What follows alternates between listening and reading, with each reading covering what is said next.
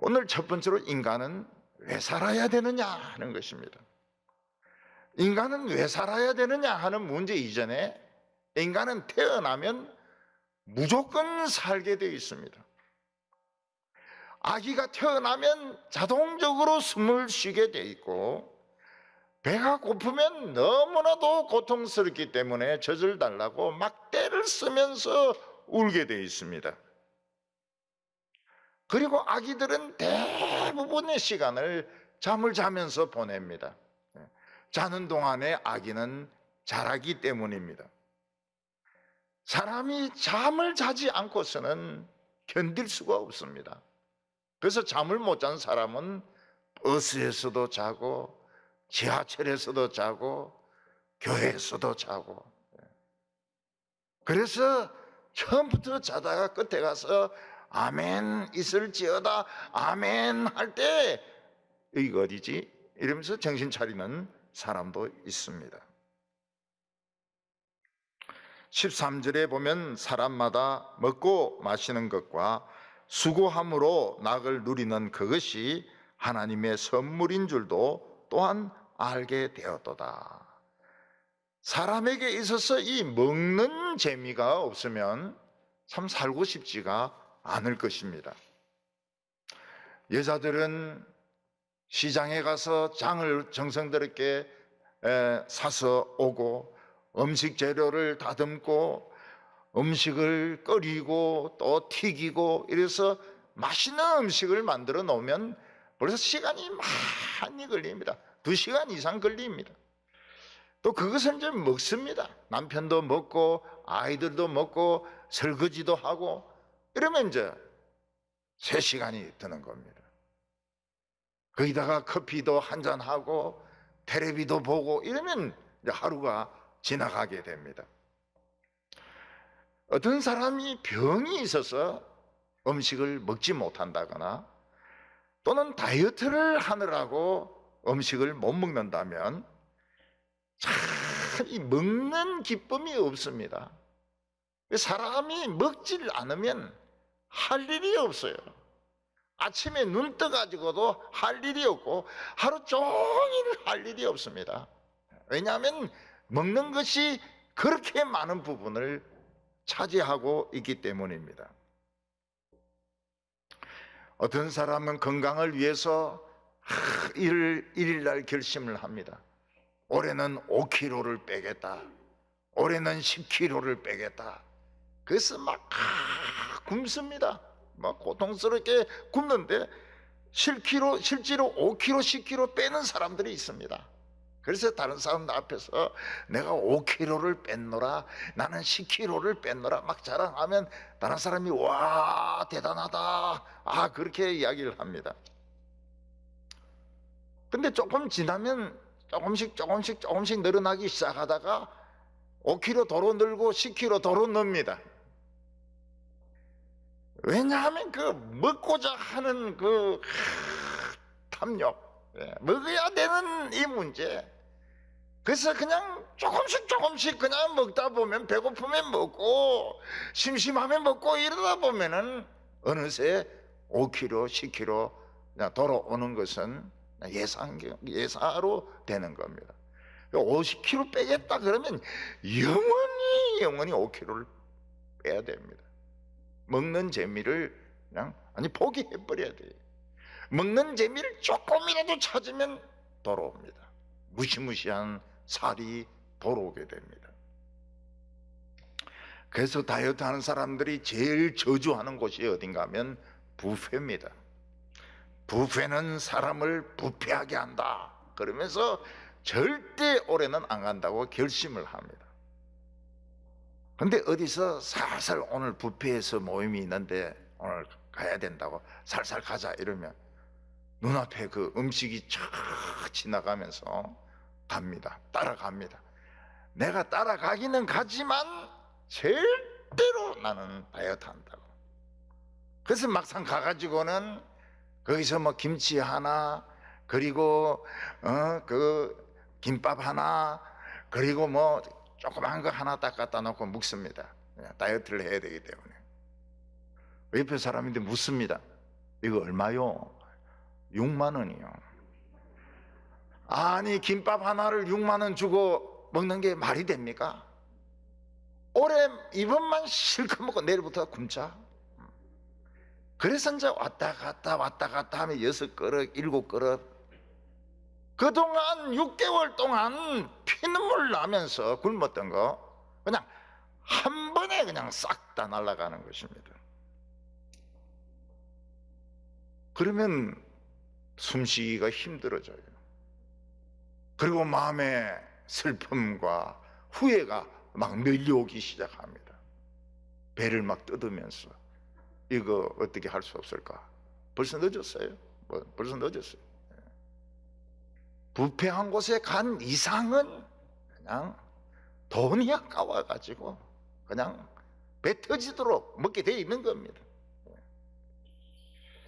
사람이 먹는 즐거움이란 거 하나님이 주신 건데, 먹는 즐거움이라고 하는 것은 굉장한 즐거움입니다. 하나님은 또 일하는 즐거움을 주셨습니다. 물론 일은 재미가 없죠.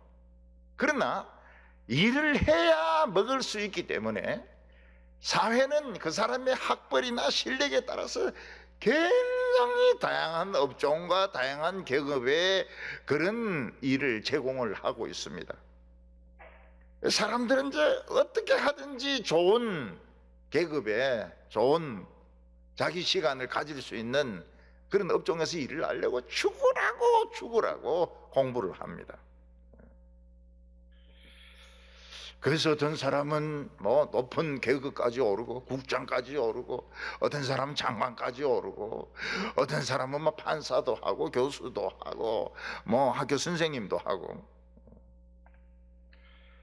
근데 나이가 들면 어떻게 됩니까? 다 퇴직을 하게 됩니다. 다 퇴직을 해서 연금을 가지고 이렇게 살게 되는데, 근데 연금이 모자라면, 연금 가지고 생활이 모자라게 되면 이제 훨씬 낮은 임금을 주는 경비라든지, 옛날에 뭐 부장님으로 계실 때는 상상도 할 수 없었던 뭐 경비라든지 뭐 청소라든지 뭐 이제 이런 일을 하면서 그 부족한 생활비를 보충해야 되는 겁니다. 그러니까 사람이 이 세상에서 할 일이 있다는 것은 굉장히 대단한 것입니다. 할 일이 있다는 것은. 그래서 일본에 이리 가보면 제일 먼저 딱 느끼는 게 뭔가 하면, 고속도로비 그 징수하는 사람은 다 노인이라는 것입니다. 전부 노인입니다. 노인들이 고속도로비를 받고 또 잔돈을 주기도 합니다. 저희 부부는 홋카이도에 갔다가 무려 95살이 된 사람으로부터 커피를 사 먹었습니다.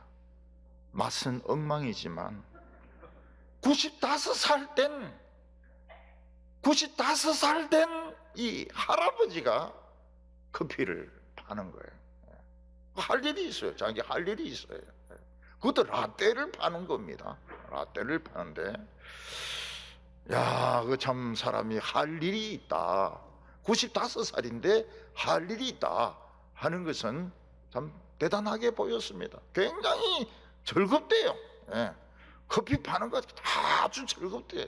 어렵지 않나, 쉽대요. 커피 엮고 그냥 돌리면 된대요. 사람이 부인을 하려고 해도 부인할 수 없는 것이 하나 있는데, 그게 나이입니다.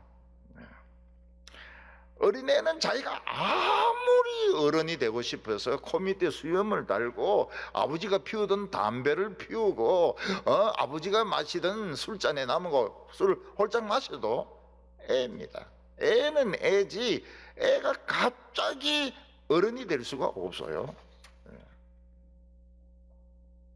노인은 자기가 아무리 인정하기 싫어도 노인입니다. 60, 70 올라가면 노인이에요. 왜냐하면 하나님께서 그렇게 정하셨기 때문입니다. 14절에 하나님께서 행하시는 모든 것은 영원히 있을 것이라.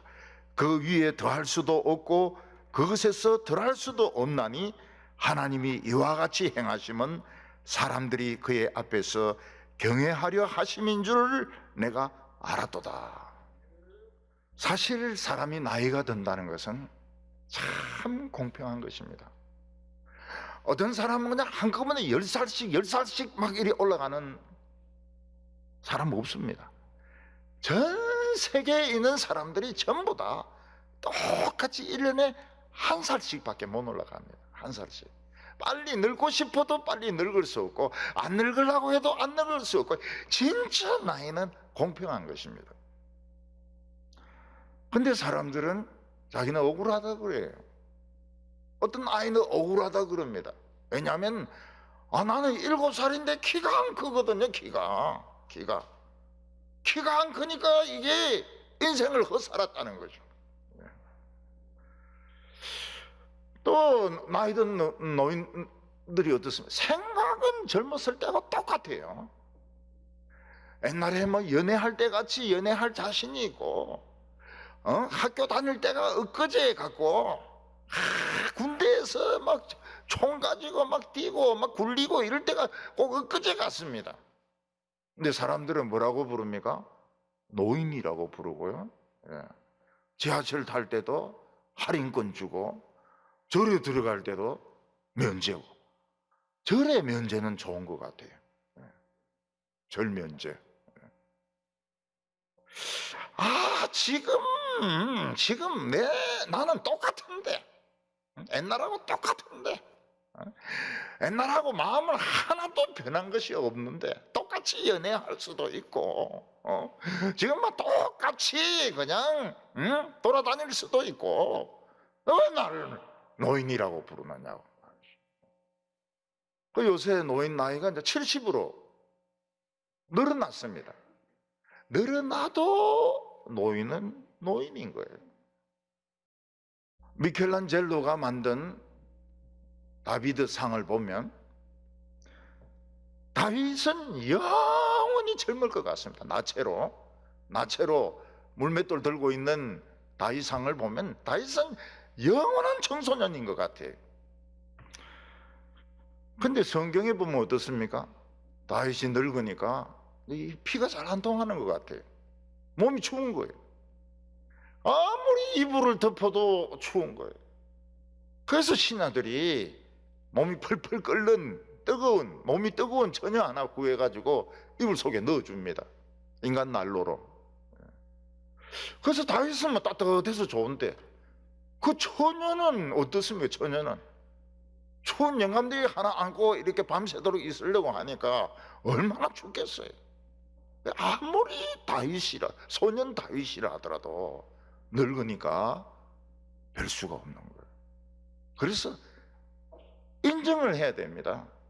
내가 지금 60대다, 내가 70대다, 나이를 인정을 하고,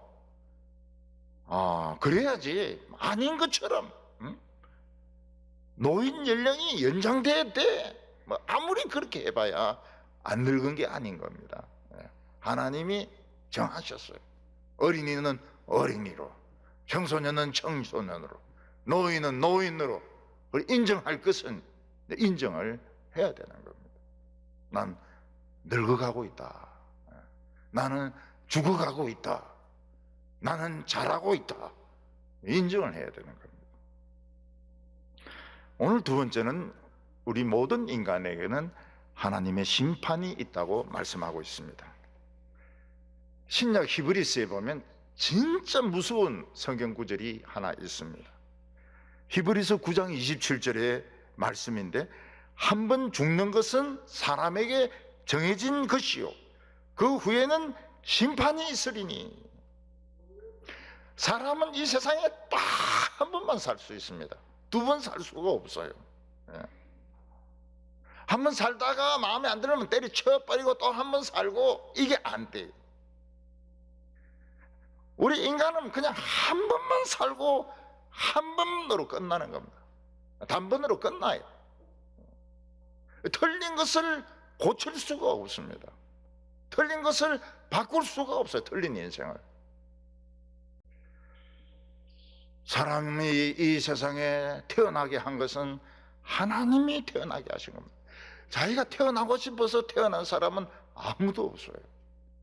남자로 태어나고 싶었던 것도 아니고, 여자로 태어나고 싶었던 것도 아니고, 흑인으로 태어나고 싶었던 것도 아니고, 하나님이 그렇게 태어나게 하셨습니다. 그리고 능력에 따라서 막 성공할 수도 있고 실패할 수도 있고 뭐 개판칠 수도 있습니다. 근데 그 뒤에는 하나님의 심판이 있다는 겁니다. 너는 왜 그렇게 살았느냐? 너는 살면서 무엇을 찾았느냐? 무엇을 남겼느냐? 16절과 17절 보면 또 내가 해 아래서 보건대 재판하는 곳 거기에도 악이 있고 정의를 행하는 곳 거기에도 악이 있도다. 내가 마음속에 이르기를 의인과 악인을 심판하시리니 이는 모든 소망하는 일과 모든 행사에 때가 있습니다. 세상에서 사람들은 다른 사람의 평가를 받습니다. 어떤 사람은 막 굉장히 청빈한 사람이, 옷도 막 떨어진 옷 입고 뭐 머리도 생전 안 감고 막 그리고 막 신발도 다 떨어진 거 신고 다니는데 알고 보니까 이게 알부자라. 돈을 딴 데 막 모아놓은 거라. 청빈하게 보이려고 그렇게 한 거죠. 그러나 이 모든 것이 계속되는 것이 아니고 때가 있다는 것입니다. 하나님 앞에서 모든 것이 밝혀질 때가 있습니다. 그래서 진정으로 가치 있는 삶을 사는 사람은 하나님의 말씀을 죽기 전에 미리 땡겨가지고 하나님의 말씀을 알아듣고 자신을 바꾸는 사람이 이 사람이 성공한 사람인 것입니다. 자기 하고 싶은 대로 끝까지 가는 사람은 이 소망이 없어요. 나중에 감추어졌던 모든 비밀이 다 드러날 때 고기도 못 듭니다. 삭가 써야 됩니다. 예수님은 뭐라고 말씀하세요? 한 영혼이 온 천하보다 더 귀하다. 그러면 영혼을 살리는 이 일, 한 영혼을 살리는 일에 관심을 가져야 되고 그 나라와 그 의를 구하라. 그리하면 이 모든 것을 너에게 더하여 주시리라. 그러면 하나님의 나라를 찾고 하나님의 뜻을 찾아야 되는 겁니다. 예수님께서는 누구든지 내 말을 듣고 믿는 자는 영생을 얻었고 사망에서 생명으로 옮겨졌느니라. 영생을 믿어야 돼요. 영생을.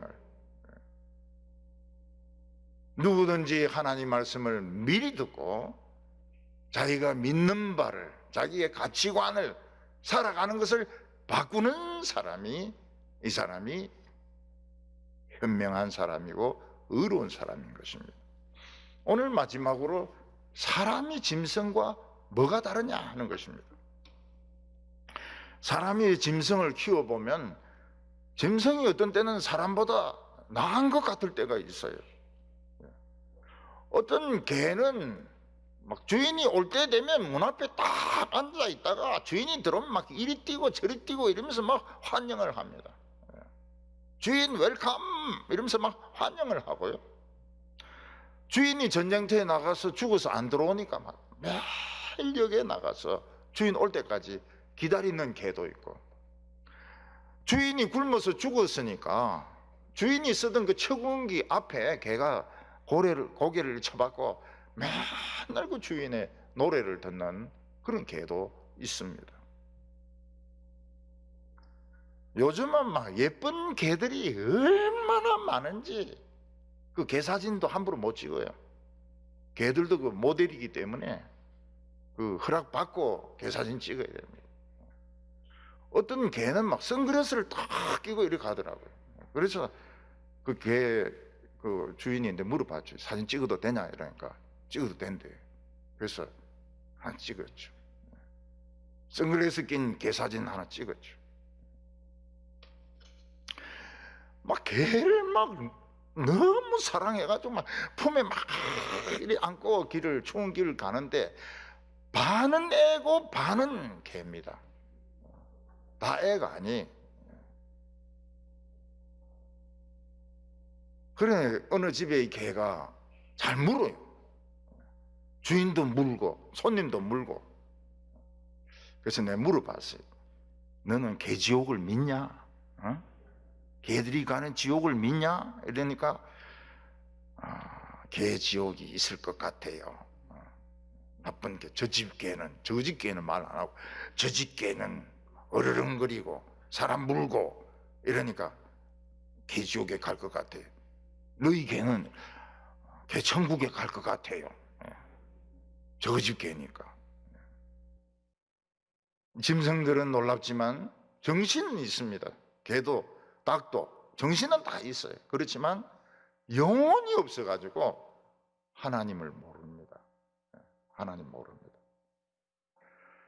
그래 그 개지옥에 있다는 그 애인데 내가 막 자꾸 네 복음을 전해라. 개인데 네 개천국 보내려고 하면 하나님이 세상을 사랑하사 독생자를 보내셨으니 이는 개를 천국으로 보내려 함이라. 복음을 전해라 개인데. 그러니까 애가 한번 그래 볼게요 이러더라고요. 개는 하나님 몰라요. 영혼이 없어요. 정신만 있습니다. 사람이나 짐승이나 때가 되면은 다 죽습니다. 늙어가는 거는 자연스러운 변화 중에 하나입니다. 나이 들어서 아픈 것도 그냥 주님께 가는 코스예요. 주님께 가까이 가고 있는 것입니다. 사람이나 짐승이 죽으면 제일 좋아하는 게 구더기입니다. 구더기가 막 파먹습니다. 들판에서 죽은 것은 독수리라든지 하이에나라든지 매라든지 이런 것들이 또 뜯어먹어가지고 분해를 시킵니다. 그 분해 안 시키면 안 돼요.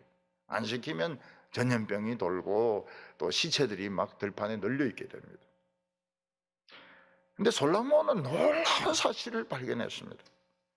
21절에 인간들의 혼은 위로 올라가고 짐승들의 혼은 아래로 곧 땅으로 내려가는 줄을 누가 알랴? 인간들의 혼이 위로 올라간다는 것은 하나님을 아는 영혼이 있다는 것입니다. 그래서 인간의 혼이 하늘에 올라간다 해서 다 구원받는 것은 아닙니다. 개나 짐승들의 혼이 아래로 땅으로 내려간다는 것은 하나님을 아는 영혼이 없는 것입니다. 개인데 복음 전해봐야 소용이 없어요. 개지옥 이런 거 없어요. 인간들이 하나님을 안다고 해서 다 구원받는 것이 아닙니다. 하나님은 묻습니다. 너는 세상에서 뭐 하다 왔노? 뭐 놀다 왔습니다. 그래? 그럼 지옥에서 영원히 놀아라. 하나님의 말씀을 듣고 미리 이 화살 아닙니까? 인생은 화살같이 막 쫙 달려가는데 바꿀 수가 없거든요. 하나님의 말씀을 듣고 하나님을 만나고 인생의 길을 미리 바꾸어야지 이게 실패 없는 인생이 되는 것입니다. 내가 왜 살아야 되는지 하나님 만나기 전까지는 모릅니다. 절대로 안 풀립니다. 철학책 아무리 봐도 안 풀립니다. 우리는 이 세상 살면서 하나님을 늘 의식을 해야 됩니다. 물론 100% 믿음으로 살지는 못하죠. 그렇지만 하나님을 의식을 해야 됩니다. 그리고 미래는 아무도 모릅니다. 미래는 무슨 일이 있을지, 원자폭탄이 터질지, 쓰나미가 올지, 후지산, 백두산이 터질지 아무도 모릅니다. 어떻게 살아갑니까? 믿음으로. 하나님을 믿는 믿음으로. 하나님을 의식하고 하나님을 믿는 믿음으로 살면 그 인생은 절대로 실패한 인생이 아닙니다. 12절에 보면 사람들이 사는 동안 기뻐하며 선을 행하는 것보다 더 나은 것이 없는 줄 안다 이렇게 말하고 있습니다. 내가 인간으로 사는 거 기뻐하고 하나님을 아는 거 기뻐하고 이 선을 행한다는 것은 하나님의 뜻을 행하여 가는 겁니다. 아무리 인간이라 하더라도 100% 어렵지는 못합니다. 그렇지만은 하나님 말씀 듣고 하나님 말씀으로 향하여 갈 때 우리의 인생은 헛되지 않을 줄로 믿습니다.